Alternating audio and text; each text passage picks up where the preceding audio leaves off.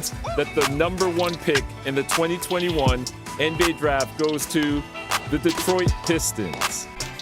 Who's got the number one pick in this year's draft? Who's got the number one pick in this year's draft? Basketball! Select Isaiah Stewart.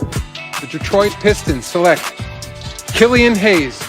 Saddiq, that was absolutely sensational. I don't know what went into that process.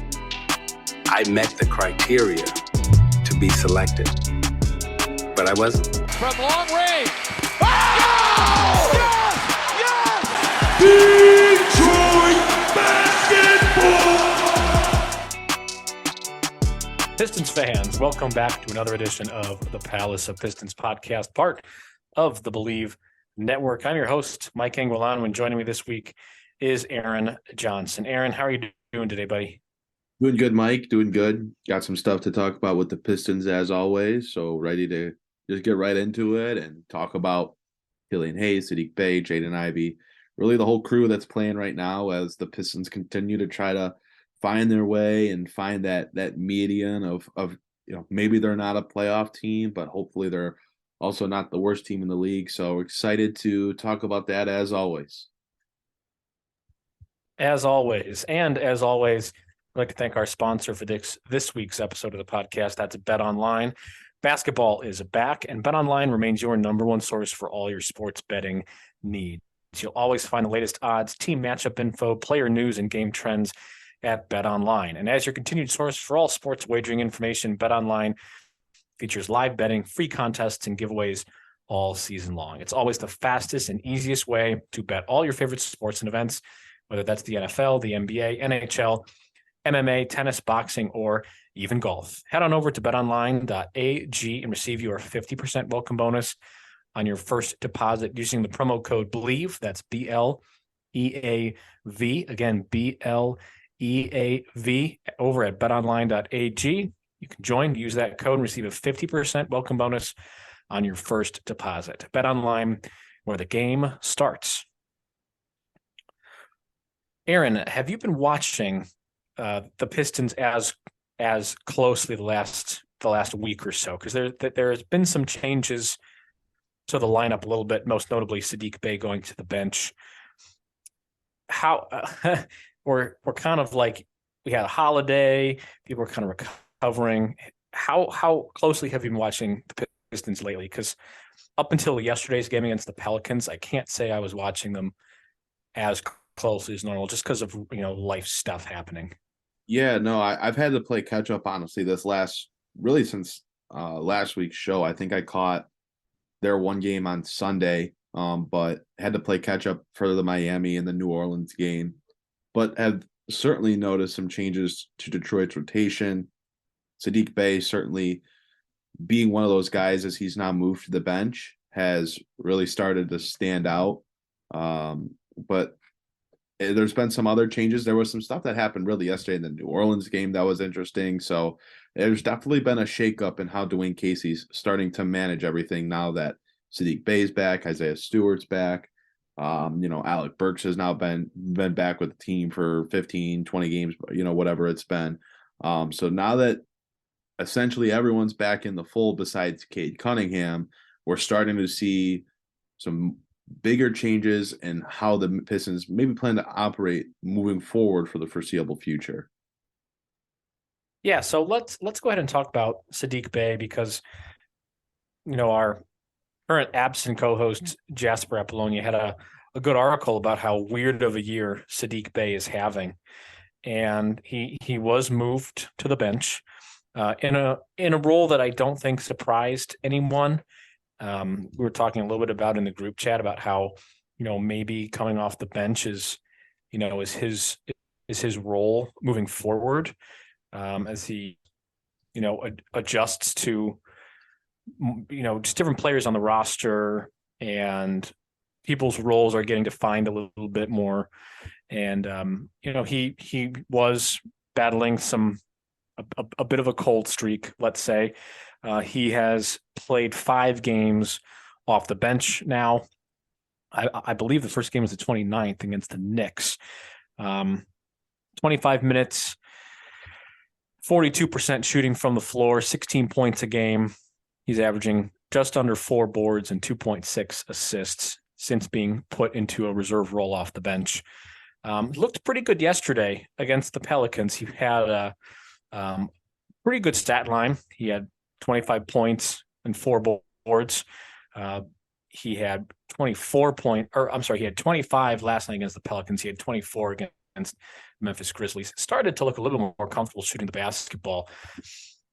Have you had any thoughts on Saddiq moving to the bench? I know, had you said this 2 years ago, you would have thought, my God, we must have a superstar playing the 3 or the 4 if Saddiq is on the bench. But that's kind of the reality where the Pistons are at now with him and his development.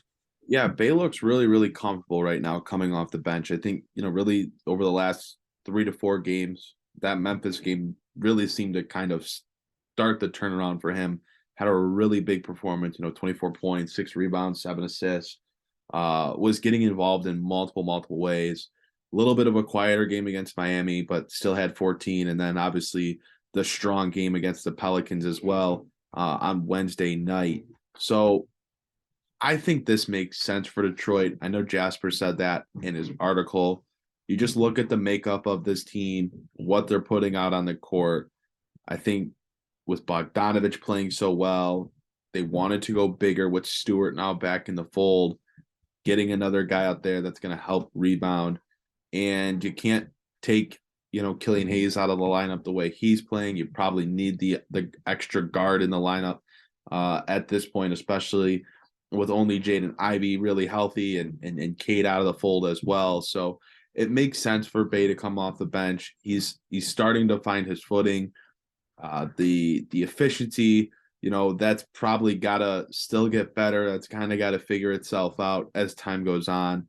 But something else that being in the second unit allows him to do is it allows him to be more of a distributor for others. The assists essentially double with him off the bench compared to him playing as a starter. In 31 minutes a game as a starter, he's averaging 1.4 assists per game, and 26 minutes per game coming off the bench, he's averaging 2.7. So we're seeing him be a lot more aggressive as a player with the ball in his hands more in the second unit. The turnover percentage has gone down considerably the turnovers per game have gone down considerably since he moved to the bench as well. So seeing that coincide where his turnovers are going down, but his assists are going up, obviously that's a sign of things are getting better for Saddiq Bey. And that's really when he was at his best last year, right? He was at his best last season when he started to make for others, because it just seemingly opened up the rest of his game. And even with his 3-point shooting coming down last year and being a problem this year, he plays his best basketball when others are getting involved off of what he's doing, when he's putting the ball on the floor, when he's moving it, when it doesn't get stagnated with him and it turns into an ISO where he tries to post up or takes a wild shot. That's when Saddiq Bey is at his best. We're starting to see that with him moving to the second unit. Him moving to the bench is helping that unit, and it's helped the starters because it's opened up the floor for Bogdanovich. It's made more sense to have Stewart and Bagley out there together. And when you have Killian Hayes, who's playing good basketball right now, it flows better. You're not having to worry about getting the ball in Bey's hands, where the offense might get a little bit more slowed down, a little more isolated. They're moving the ball better in the starting group, and Saddiq Bey is playing much better basketball in the second unit. So for now, that's how you have to keep it, and you just have to hope that he continues to become a little bit more efficient and things continue to trend in that direction for Detroit. Yeah, according to Basketball Reference, in those 5 games, he's shooting 29.6% from deep. So the efficiency is still lacking. He's a good free throw shooter, and he did get to the line quite a few times against Memphis. I feel like it was like 12. Yeah, he had 12 free throw attempts against Memphis. He went 5 for 5 from the charity stripe against the Miami Heat. He was a +6 yesterday against the Pelicans. He was a +30 against Miami, but that may be a bit of an outlier because that was a very strange game. +12 against the Grizzlies, +2 against Dallas. So, his plus minus is pretty good. It averages out at about a +8. He's had a positive plus minus in his last 4 games. And I know it's a flawed stat, but there is something to be said about that, at least a little bit. But efficiency does need to get better. I'd still like to see him get to the line more, if possible. He's only averaging 5 free throw attempts in his last 5 games, but he's not someone that typically gets to the free throw line too much.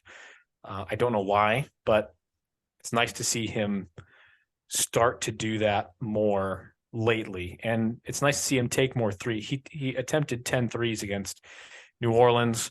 That's what he needs to get down. He came into the season thinking he was going to be one of the knockdown shooters for this team, or at least one of the more reliable 3-point shooters. And there are few.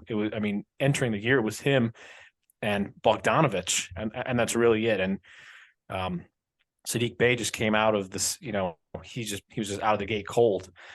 So to see him start to take and make more threes is nice. I would like to see him take a lot more moving forward, especially on that second unit where he can, punish typically backups and backup defenses. It'll help having more playmakers on the floor, and I'm sure we'll get to Killian Hayes in a moment. But it's nice to see Saddiq a little bit more active, a little bit more aggressive. Maybe this is a confidence builder, but it's nice to see after having a podcast where we were really worried about him and where he was put into trade talks. I think this is hopefully calming some Pistons fans down just a little bit. What about Killian Hayes? We're talking about rotations. The Pistons aren't in that game yesterday against the Pelicans without Killian Hayes. He's continuing to play fantastic basketball. Yeah, Killian Hayes is getting all of the opportunity right now. When Cade Cunningham went down, Killian was in the doghouse, and it was essentially, look, this is potentially the last opportunity you're going to have to prove yourself. They don't know how long Cade's going to be out for. Maybe they know now, but at that time when Cade initially was being sat out, they likely didn't have an indication, and who knows if they still have an indication. The word we're hearing right now is there's still no timetable. So That's take right. that for what you will. But I believe Dwane Casey said yesterday that there is no update. Right. So Killian has gotten this really one final chance, I think. I think if Cade was healthy, it would have been a lot harder for Killian to prove himself. But he's been given a major opportunity, and he's taken it and run. There are still lapses where it's like, oh my gosh, this is really bad. But overall, he has been a lot better.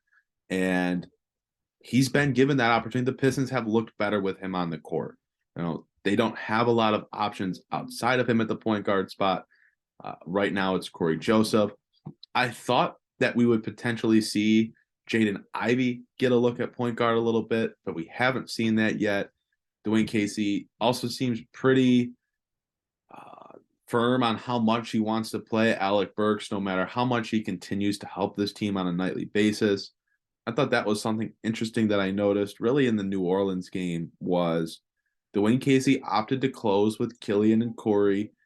Jaden Ivey essentially rode the bench. He got benched, and Alec Burks, who was having another nice game, as Alec Burks always does, just with his ability to put up points and provide an offensive spark for a team that needs that, gets pulled out of the game in the fourth quarter, and we don't see him again down the stretch for a Corey Joseph who wasn't really making an impact in the game.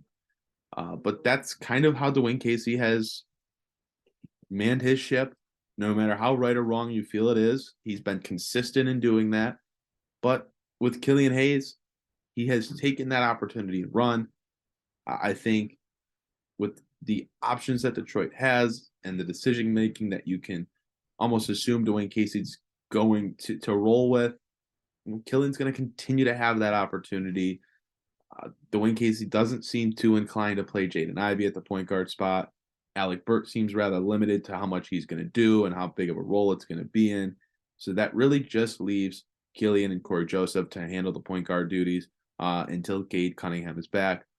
But with the way that Killian Hayes is playing, no matter how much Dwane Casey absolutely loves Corey Joseph and loves playing him, he's not going to be able to get away with pulling him in ahead of Killian Hayes. So Hayes has to keep playing the way that he is. He has to keep getting better, keep getting more efficient. I know the stats have looked rather strong over his last 12 or so games, averaging around 12 points, just under 8 assists, under 2 turnovers a game. In the last 4 games, just in the last 12 games alone, his shooting numbers have looked much better from the field and from the three-point line, even with a pretty horrific shooting performance against New Orleans. So it's getting better. It needs to continue to get better. And if it does turn around completely for Killian Hayes, that's a huge win for Detroit, because the stuff that he's doing right now is real. Massive. It's some of the stuff that we looked at, in the pre-draft process, and we're like, this is the kind of player the Pistons are getting. And now we're actually seeing that at the NBA level. And that's just huge for Detroit. Kevin O'Connor is about to be like Kevin O vindicated for how much he was pumping up the pick for Detroit and how much he loves Killian Hayes. I mean, let's not make any mistake about it. Just like a month ago, we were watching Killian Hayes live, and we were all sort of thinking, I think this is it. We're like, we can't play him anymore. That's how it looked. It looked like an untenable situation. And in his last 14 games, which are all starts, so that's the 12th of November, he's shooting 43% from the floor, 40.7% from 3. Let's just take a moment. 40.7% from 3. 6.6 assists, 3 boards, under 2 turnovers per game, which, I don't even mind the turnovers that much, because the people and the playmaking around him is sometimes pretty limited depending on who's available that night. So under 2 turnovers is fine. 40.7% from deep. That is growth. Let's just be honest. It's a total 180. Yeah, no doubt. I mean, like you said, we sat there, watched him, and said, this guy doesn't look like he belongs on an NBA court. And right now, he's been, alongside Bojan Bogdanovic, one of the best players on the team over the last 10 to 12 games. So, like I said, it's got to continue to trend in that direction. Hayes still has a long way to go in terms of his development. Let's not kid ourselves and act like he's playing as if he were top point guard in the league or anything right now. But, it's a world of difference when you go from being a bottom 10 rotation player in the league to being a legitimate starting level point guard. So there's certainly more room to grow, but the signs are very, very encouraging.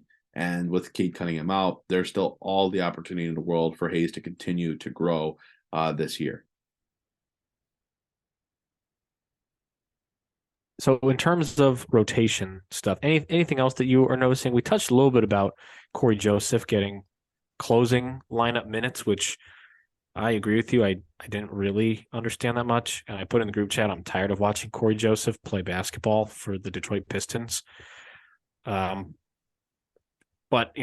like you said, that's a Dwane Casey thing. It's been a Dwane Casey thing since he was in Toronto. He goes to his vets in times of need. And we've talked about the last 2 season preview podcasts, how much is Dwane Casey going to play the young guys in crunch time? He likes to lean on those veterans. I would have liked to see Jaden Ivey out there. I do understand why he didn't put Ivey out there, but it would have been nice. I think Burks would have made a little bit more sense just for a scoring punch perspective. The Pelicans, what was it, like 104-98 or something? It wasn't like a super high scoring game. They definitely hit the under. The one other thing that stands out to me is, Jalen Duren's kind of trapped in this area where, he's playing 15 to 18 minutes a game now with Stewart back, Bagley healthy again. And on Wednesday night against the Pelicans, he got up to 27 minutes, 26 and a half minutes. He had a really strong performance, 12 points, 13 rebounds, was perfect from the field, perfect from the line. was a plus 11 in the game and led the team in that regard. But Marvin Bagley, funny enough, since last week's stock report where we flipped the table because 2 weeks ago we had him stock down. Last week we both did, yeah, because he had a really strong week after we had him in the stock down report. And then this week again, the last 2 games he has a combined 4 points. He's played, under 20 minutes in both those games. That's an interesting portion of the rotation that I'm interested to see how it plays out. As Bagley, maybe, I don't think he's as bad as the way he's played the last 2 games. I think there's some sort of middle ground between that week where he was in our stock up absolutely and this last week. But trying to figure out how to get Bagley, Stewart, and Duren enough minutes. Like, Jalen Duren playing 50 minutes really isn't enough to me at this point.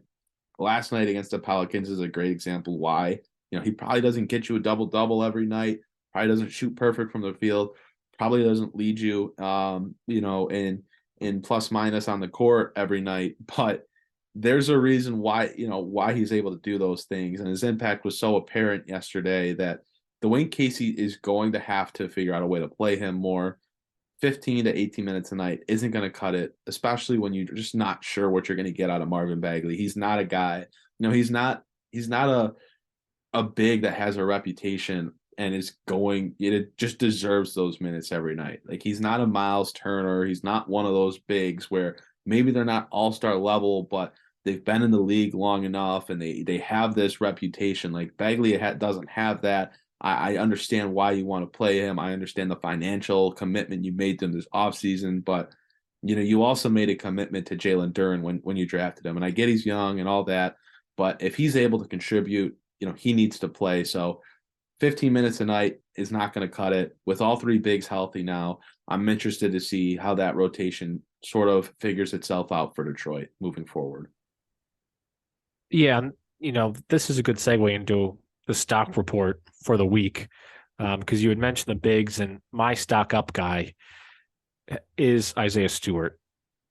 He looks like he's starting to figure out the 3-point shot a little bit. Killian had a couple, it may have been a couple. He definitely had at least 1 or 2 good skip passes to Isaiah Stewart in the corner yesterday against the Pelicans that resulted in at least a good look and a no hesitation 3. He's shooting 42% from 3 in his last 5 games. He's shooting 42% from the floor in general. Taking 5 threes a game, certainly this is still something new to him. He wanted to be the power forward of the future. He is undersized. You see him get bullied around yesterday in the paint by Jonas Valanciunas and I guess Zion too, but he's so big and fast. And he looked ridiculous yesterday. He looked outrageously big and fast. I don't know if that's just a product of the Pistons not having, too many viable bigs, but I don't know who can stop him, but it definitely wasn't Isaiah Stewart. But the shooting is coming around a little bit. He's still getting 7 boards a game, but he's looked more like a 4, more like a capable 4. I still worry about the Derek Williams tweener.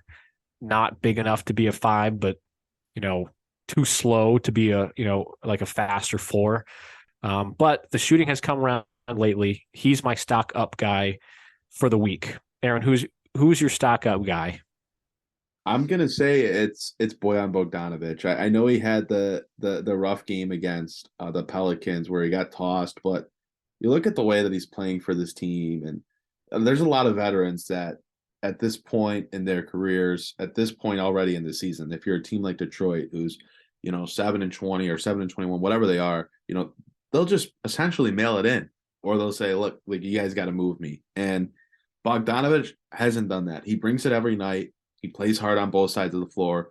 Look at the game he had against Dallas. You look at the game that he had against Miami. It's like he's being asked to guard Luka Doncic while still being, still having the offensive role that he has on this team. And that means a lot. That means a heck of a lot for this young group that, is trying to figure themselves out, is trying to find some sort of balance in how they play. But Bogdanovich has just been a consistent. He's not been a veteran that's caused any sort of problems. He has come out every game, as long as he's been healthy and given it his all. And I just, I really, really respect that because, like I said, there's a lot of veterans that would, mail it in and say, all right, we're not good this year. We're losing. We're probably tanking. Either I'm just going to kind of ride it out here, make my money, do my thing, or I'm going to try to force a trade to a contender. But Bogdanovich has just been so good this year. 30 points against Dallas, 30 against Miami. The performances that he can have for this team are unreal, and I didn't quite know he was capable of that. I know he had a few of them in Utah over his time there, but just watching him on a nightly basis, you really gain a respect for the player that he is. He's one of those guys that across the league, just as general fans, probably has that reputation of always just that classic white European shooter, but he's just so much more than that. And even if he's not a great defender, even if Luka did have a big game against Detroit, one, it's Luka Doncic. Two, you have to look at the effort and watch that game and look at how Bogdanovich played and really on both sides of the floor, and you just tip your cap to that. I thought he had a phenomenal week. I didn't want to repeat with Killian Hayes, who I still think is trending in the right direction. So Bogdanovich was stellar, and I want to give him his props for that. For a while, it seemed like for NBA fans, the classic, ball type of player, like if you knew that this player was good, you obviously paid attention to basketball. For a while, I think that player was Joe Ingles. And Bogdanovich is very similar to Joe Ingles. Being on the same team, it was very, very confusing as well. And I think Bogdanovich, when he was on Utah, soaking up a lot of those minutes, I think he was kind of that type of player where if you thought Bogdanovich was good, you obviously know ball. And it's weird because like 20 years ago, you were not even hardly around, but that player was Andre Karolinko, also for the Utah Jazz. So it's funny that you had mentioned that, being like a classic white European three-point shooter type of player. He has been excellent, and the Pistons legitimately don't win games without him. And, being hidden behind Conley and Gobert and Donovan Mitchell probably played into how he flew under the radar so strongly, but he has been playing very well of late. What about stock down guy? Yeah, my stock down is Jaden Ivey. His efficiency digressed in November, and through 4 games of December, he's shooting under 35% from the field, 28.6% from the 3-point line. He's just really struggling right now to find his flow. I'm not sure if it's the injury, finding his way back from that's really been the issue, but he just hasn't looked comfortable out there. He doesn't look like the same Pitt player that, he did at the beginning of the season, who had such a strong month of October. I think there's obviously a lot more pressure with him now that Cade Cunningham's out, and that's been a problem for him to find his way with. So you have to hope that he's just sort of trying to find his footing while still sort of hitting that rookie wall, and it's going to balance itself out. But you can't ignore the numbers. You can't ignore the fact that, Dwane Casey, rightfully so, had to take him out of the game against New Orleans and not bring him back in. Even if it shouldn't have been Corey Joseph that, ended up playing over him. Maybe it should have been Alec Burks or something else. The fact that that's happening, you want Ivy to be one of those guys. He really has an opportunity to be that guy this year with Cunningham out right now. So there's no doubt that the start of December has been disappointing for him, and you got to hope that he can start turning it around soon. Yeah, and this is going to sound like a cop-out, but I also had Jaden Ivey as my trending down for the stock report. His last 3 games, 28%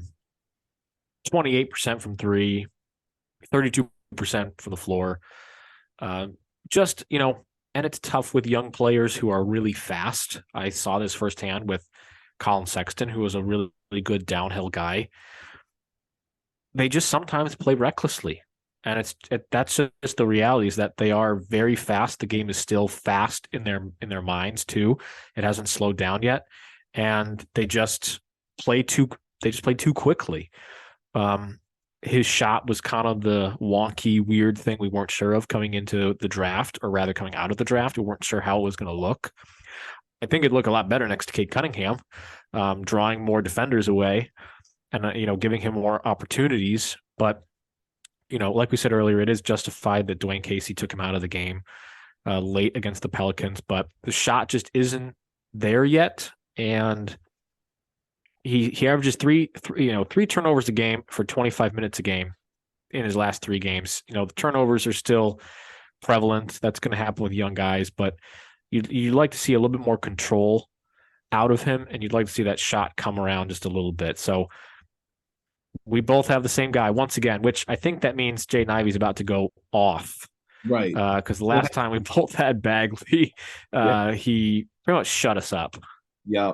So we're like a good curse for the stock down guys. If we double up on you, that means you're due. So right, that's exactly right. So congratulations to Jaden Ivey for winning Player of the Week. Okay, good stuff. Let's move on to our third and final topic, which is a little more trade talk. This time with Nerlens Noel. So this is according to SNY's Ian Begley. The Mavericks and the Pistons touch base briefly about Nerlens Noel.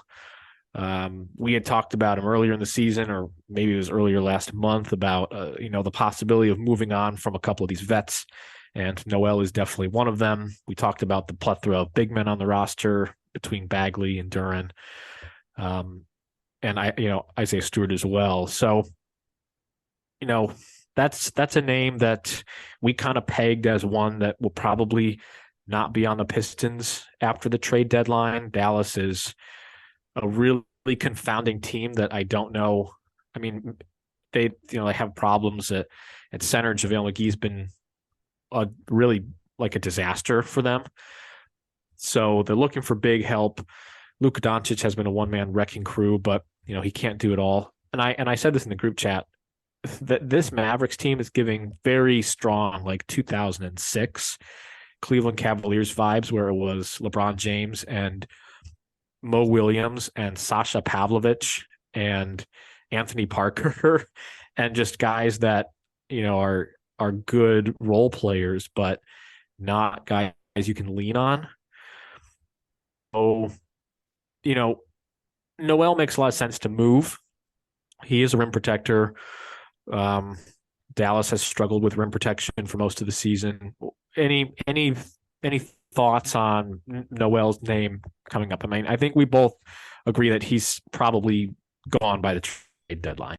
Yeah, I'm not shocked by it, and we know Dallas isn't the only team interested. The report also said that contending teams across the league were interested in him, but just looking at Dallas, this is a team that probably can afford to move on from one of their wings. I think someone like Reggie Bullock makes sense here. It matches up salary wise. Bullock's partially guaranteed for next season. It's about $5 million guaranteed out of a $10 million deal for next year. So he hasn't been playing great this year. His minutes have decreased month over month. The efficiency's been an issue for him. Really is a guy who, he makes his money based off his ability to shoot the ball. So you're taking a little bit of a risk here, but Detroit definitely could use some more help on the wing. This is a team playing Kevin Knox, consistent minutes right now. Hamidou Diallo is in and out of the rotation fairly consistently. So they could use another guy to go out and use as a shooter and hope that the efficiency sort of finds itself. It's a guy that, we know what Reggie Bullock is, right? Obviously, he hasn't been a great shooter this year, but over his career, he is a shooter. Like, that's what he does. He was he's shot, 36% last year, 41% the year before that. But he spaces the floor for you, and the Pistons need some more help on the wing. So it's not a flashy deal. It doesn't make or break it for either team, but that's just something that sort of comes to mind in that regard. You look at Dallas's situation, right, and they probably want to try to find a way to open up some minutes on the wing, potentially for a young guard like Jaden Hardy to get into the mix. It seems like Tim Hardaway Jr. is starting to find his footing over the last week or two, and if they can get him fully going, they have Spencer Dinwiddie. It almost feels like they're starting to find themselves in that regard. And as Bullock's minutes go down, they do need another center. Noel's a guy that can give them 16 to 20 minutes a night and be that rim protector, spot start for them here or there if needed. If they find real value in that, moving off a guy like Bullock, who's finding himself out of that rotation amid a pretty significant shooting slump, I don't think that's the worst thing for Detroit to take a risk on. But it certainly isn't the flashiest move by any stretch of the imagination. He signed a 3-year, $30 million contract with Dallas last August. His final year of that contract is not fully guaranteed. I don't see if it's a partial guarantee or if it's just not fully guaranteed. It's a partial. Do you know? 5.5 is guaranteed next year out of the 10.5. Out of the 10. Okay. Yeah, he's shooting like 27% from deep. I mean, you're not going to get a rotation player for Nerlens Noel because he's not a rotation player right now for Detroit. So it's what are you expecting? And he's an okay defender. You can't have enough wing defenders. You maybe hope that 3-point shot comes around. Maybe it's another vet on this team, even though Noel is already a vet. But it is what it is. I don't mind the trade.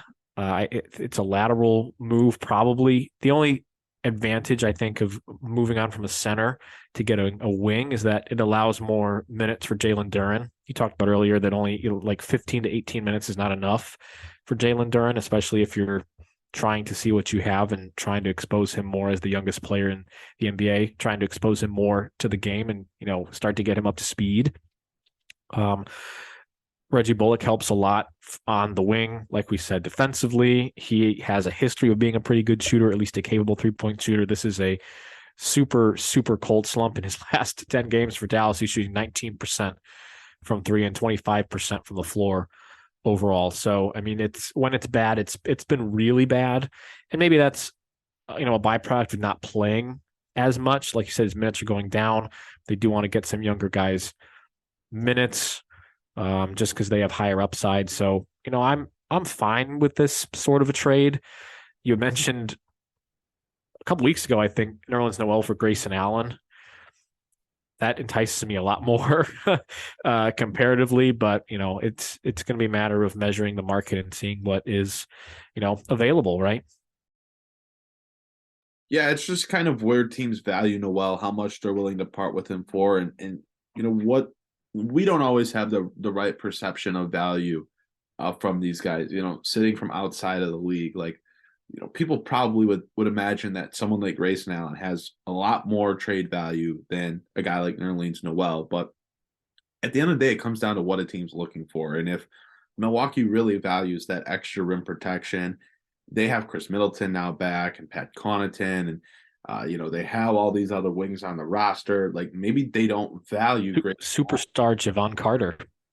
Right. But maybe they don't value Grayson Allen as much, even if he is the better player. Maybe they value that rim protection more. They want another big because they don't necessarily trust what they have behind Brook Lopez and Bobby Portis.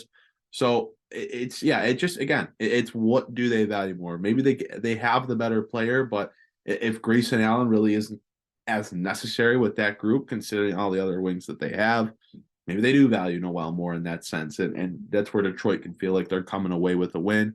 But Milwaukee's also getting what they need. And we don't know if that's a legitimate trade or anything, but it's just something you kind of put together when you see Grayson Allen's in the news. Right. Noel is in the news and Milwaukee's interested in Noel. So it's the same thing. It's not like we know the Pistons are interested in Reggie Bullock or anything. You're just trying to connect the dots and then put yourselves inside the minds of these NBA executives across the league. I mean, Dallas was willing to sign JaVale McGee to a 3-year contract and tell him he's going to start. So we don't know what they value exactly. And McGee has not been very good this year. So they definitely need the rim protection for sure. Aaron, we've made it all the way through our topics for this week. Do you have anything else you want to touch on regarding the Detroit Pistons before we wrap up this week's episode? No, I mean, I'm ready to watch Jaden Ivey kind of figure itself out. I mean, hey, he's going to get a chance on Friday against Memphis and John Morant. Those two obviously close. There's been a lot of talk about that seemingly every time. We hear about those two players. I feel like we heard. I know they only play twice a year, obviously, but it feels like we heard a lot about John Morant and Jaden Ivey already, even prior to the game, over the weekend or whatever it was against Memphis. Maybe I'm just mixing it up. Time is a flat circle at this point. But I'm ready for Jaden Ivey to have his player of the week, as you said. I mean, we are the good curse if you get doubled down on in the stock down report. That's right. Doubled down on Jaden Ivey. So he needs to figure it out. This team, I think, is starting to play a little bit better basketball.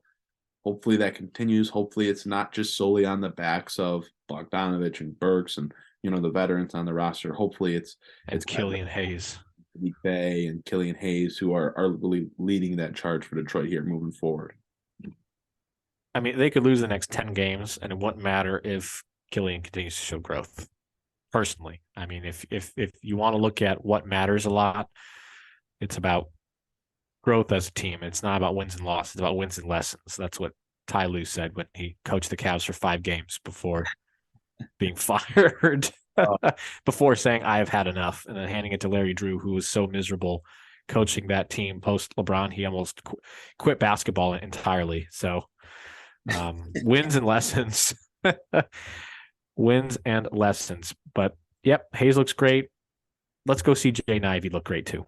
I think that would be a nice way to head on into Christmas Day, where I will be watching basketball as much as I possibly can. We're almost there, Mike. I'm so excited for it. I'm so excited, too. I really am. Basketball, there's just something special about it. And I know they're doing NFL this year. I don't care. It's the NBA. It's the NBA. Christmas is the NBA. Well, we might care if we're in the fantasy playoffs. True, we could end up meeting in that, even though my team is self-imploding. But who cares at this point? I'm so done with fantasy football. I really don't care. It's bad. As soon as Breece Hall went down, I thought, oh no, Aaron's in trouble. Then Cooper Kupp went down, I forgot, and then Cooper Kupp had gone down, and it was just go out for a while. I mean, I've had it all. I went from 6-0 to I think I'm like 7-5, 7-6. I don't even know. You're one game below me, so you're 8-5. Okay. Yeah, you are a lock in the playoffs. There's an X next to your name. Thank God as clinched the playoffs, right? So you are probably going to get your money back. Who's not going to get his money back is the host of the Palace of Pistons After Dark podcast, and that's Tim Forkin, who is at a sizzling 2-11. Tim Cincinnati, with all of his Bengals players. Stupid name. No, that's what he gets for him and Dylan having a massive trade that resulted in both of them. I would love to see the net points for that trade. It's got to be like almost dead even, and just like nobody benefited at all.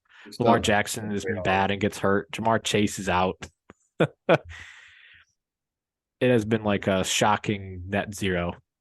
But speaking of Tim and the Palace of Pistons After Dark podcast, highly recommend listening to them as well. It's a little different side of Pistons talk. It's a little more off the beaten path. It's a little more I'm not gonna say it's more fun, but it's different, and those guys do have a lot of fun.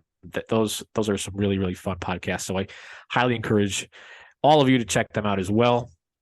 Aaron and I hopefully will be on one eventually, but I think they're phasing us out.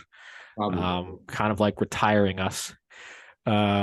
But go ahead and check those guys out. Also, check out our website, palaceofpistons.com. Again, referenced some written content earlier. Jasper had a great article about Saddiq Bey. Go ahead and check that out as well. If you haven't checked out Aaron's article about Cade Cunningham and whether he should start as soon as he's eligible, or you sit him out and wait for Victor Wembanyama in the offseason, highly recommend those articles as well. So, for my co-host, Aaron Johnson, I am Mike Anguilano. Thank you so much for joining us on this edition of the Palace of Pistons podcast, part of the Believe Network, and we will see you all next time.